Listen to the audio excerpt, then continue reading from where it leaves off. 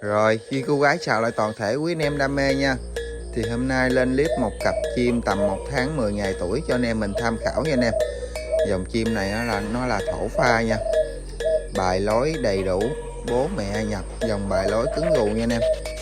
Quay cho anh em mình xem nha, mình đã kiểm tra rồi, chim không có tật lỗi gì hết nha anh em.